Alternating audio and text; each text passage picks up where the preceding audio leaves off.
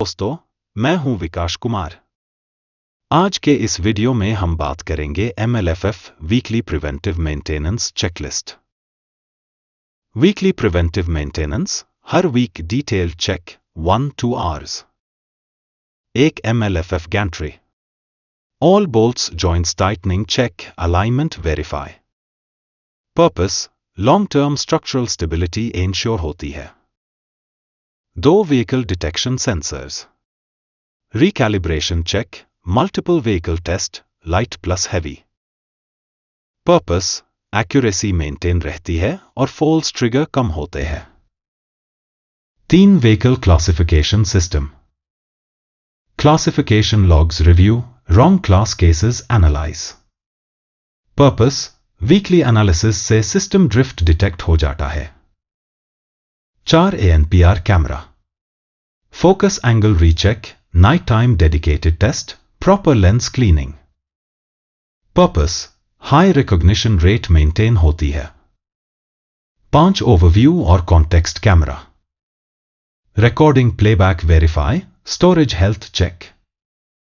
Purpose, audit incident investigation के लिए video reliable रहता है। 6 illumination system. Light intensity uniformity check, faulty lights replacement. Purpose, shadow और glare issues avoid होते हैं। 7 keycap lane controller और field control unit. CPU, memory usage review, planned restart, if required, log backup. Purpose, controller hang issues prevent होते हैं। 8 network equipment. Primary plus backup link test, security configuration check. Purpose, network redundancy ready रहती है। 9 power backup system. UPS battery health test, power fail simulation test.